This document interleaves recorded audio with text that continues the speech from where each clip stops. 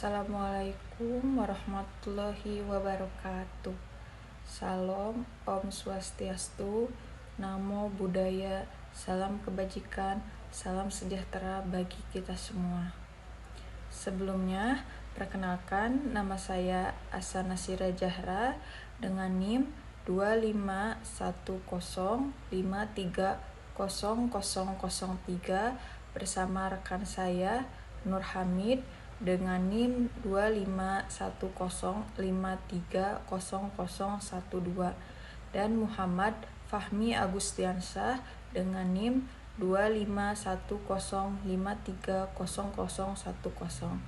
Kami dari kelompok 2 akan mempresentasikan materi yang bertemakan permintaan dan penawaran untuk memenuhi tugas pada mata kuliah pengantar ekonomi program studi teknik industri dengan dosen pengampu Bapak Agung Tri Purtanto, STMM Universitas Nusantara. Adapun poin yang akan kami sampaikan, yang pertama adalah pengertian dan faktor-faktor yang mempengaruhi permintaan yang akan disampaikan oleh saya sendiri, kemudian akan dilanjutkan oleh rekan saya Nur Hamid dengan pembahasan fungsi permintaan dan kurva permintaan. Dan yang terakhir pada poin perubahan jumlah barang yang diminta dan perubahan permintaan dan kasus pengecualian akan disampaikan oleh rekan saya Fahmi. Selanjutnya, apa itu pengertian permintaan? Menurut Pratama Raharja, permintaan adalah keinginan konsumen untuk membeli suatu barang pada berbagai tingkat harga selama periode waktu tertentu. Sedangkan menurut Iskandar Putong, permintaan adalah banyaknya jumlah barang yang diminta pada suatu pasar tertentu dengan harga tertentu pada tingkat pendapatan tertentu dan dalam periode tertentu. Selanjutnya, apa saja faktor-faktor yang mempengaruhi permintaan? Yang pertama, harga barang itu sendiri. Jika harga barang naik, maka permintaan biasanya turun. Sebaliknya, jika harga turun, permintaan akan naik. Yang kedua, harga barang lain yang terkait, yaitu barang substitusi. Jika harga barang pengganti naik, permintaan barang utama ikut naik. Yang kedua, barang komplementer. Jika harga barang perlengkapan naik, maka permintaan barang utama turun. Selanjutnya, tingkat pendapatan per kapita dan pendapatan rata-rata masyarakat, yaitu semakin tinggi pendapatan biasanya permintaan meningkat. Keempat, distribusi pendapatan dalam masyarakat.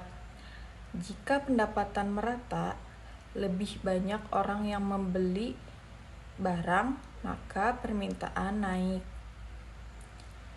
Jika tidak merata, hanya sedikit orang yang mampu membeli.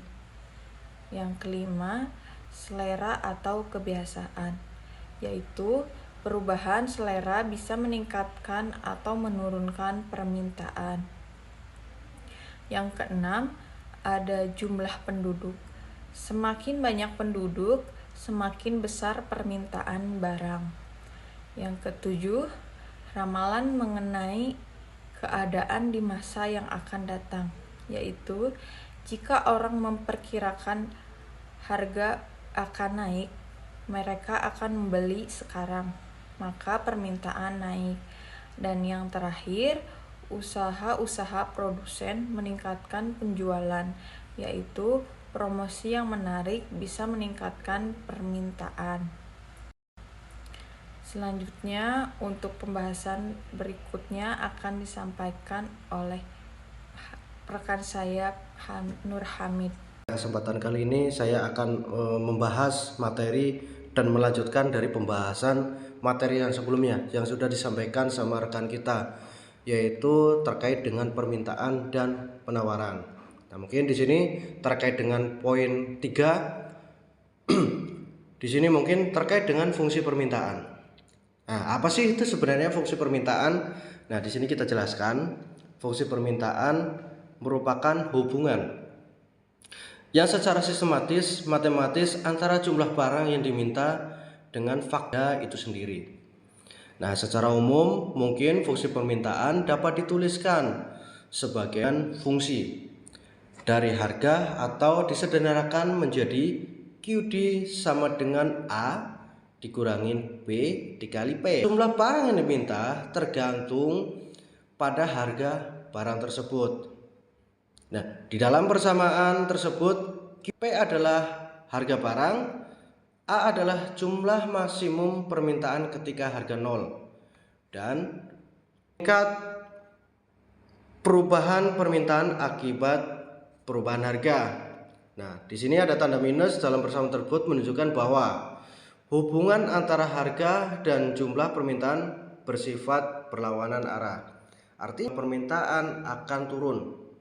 Sebaliknya, ketika harga turun, jumlah permintaan akan meningkat. Nah, di sini kita kasih contoh, misalkan ketika harga beras naik, sebagian masyarakat akan mengurangi pembeliannya. Namun, ketika harga beras turun, masyarakat cenderung berbondong-bondong membeli beras dalam jumlah yang lebih banyak. Kenapa? Karena harganya terjangkau. Berbeda ketika harga berasnya tinggi, otomatis masyarakat akan mengurangi dari pembelian beras tersebut. Nah, di sini kita bahas kelanjutannya terkait dengan hukum permintaan. Nah, hukum permintaan menjelaskan hubungan antara harga dan jumlah barang yang diminta. Nah, hukum ini menyatakan bahwa hubungan negatif antara harga dan jumlah permintaan, yang artinya jika harga suatu barang naik, maka jumlah permintaan akan menurun. Sebaliknya, jika harga turun, maka jumlah permintaan akan meningkat. Hal ini disebabkan oleh beberapa faktor, antara lain, yang pertama, ketika harga naik, daya masyarakat pasti menurun. Yang kedua, ketika konsumen akan mencari barang pengganti yang lebih murah. Ketiga, nilai kepuasan yang diperoleh tidak sebanding jika harga terlalu tinggi.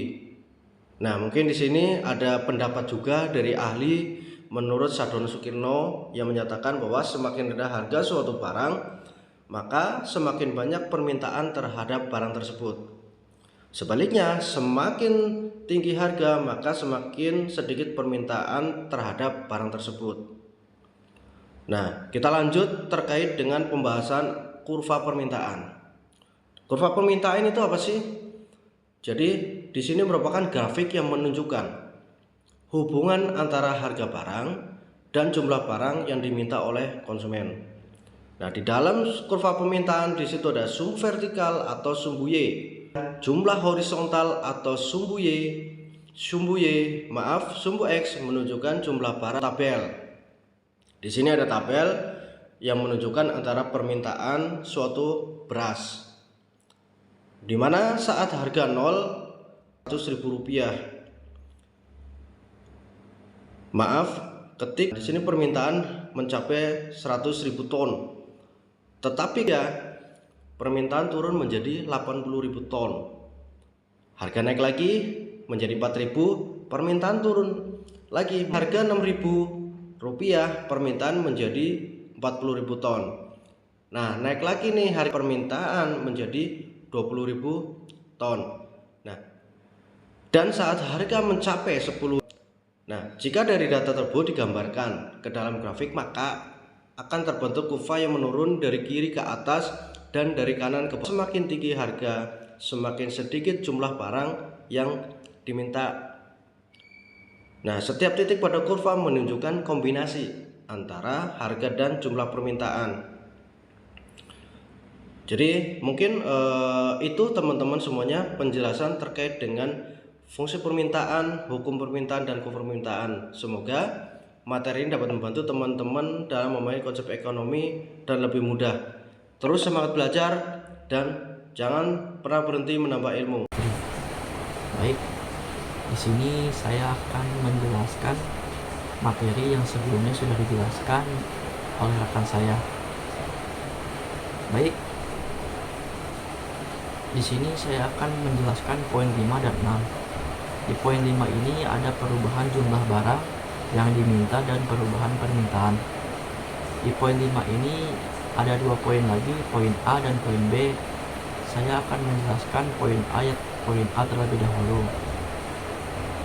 Di poin A ini ada pergeseran kurva permintaan dalam kurung shape of demand curve, yaitu perubahan kurva permintaan yang berkaitan dengan hubungan baru antara jumlah yang diminta atas suatu barang dan harga barang itu.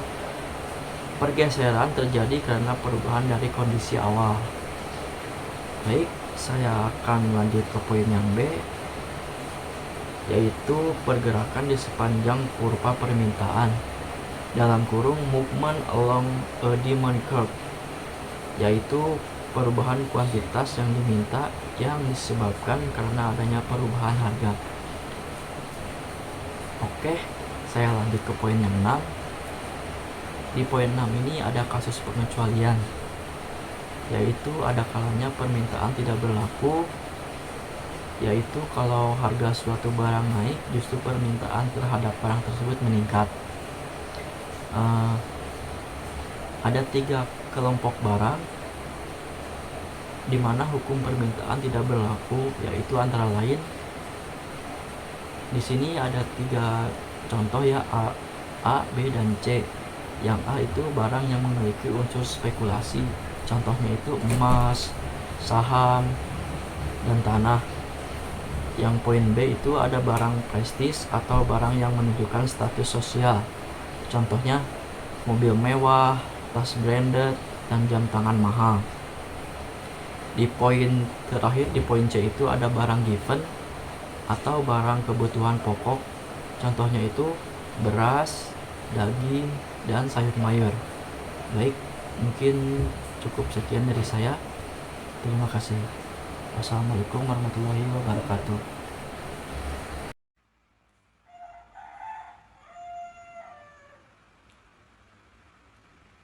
Jadi kesimpulan pada presentasi kelompok kami yaitu permintaan dan penawaran merupakan 2 konsep utama yang menentukan harga dan jumlah barang di pasar.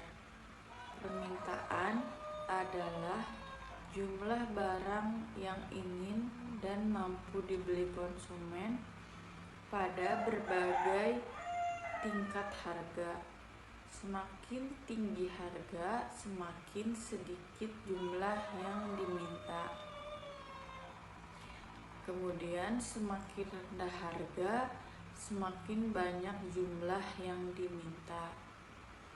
Penawaran adalah jumlah barang yang ingin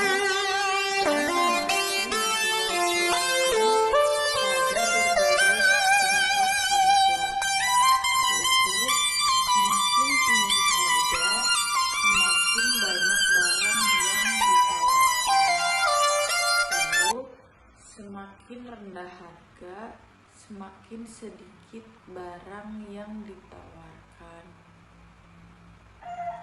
Makna penting yang dapat kita ambil pada pembelajaran materi ini adalah konsep ini membantu kita untuk memahami mengapa harga barang bisa naik atau turun, lalu bagaimana perilaku konsumen dan produsen, dan yang terakhir cara pasar bekerja dalam kehidupan sehari-hari.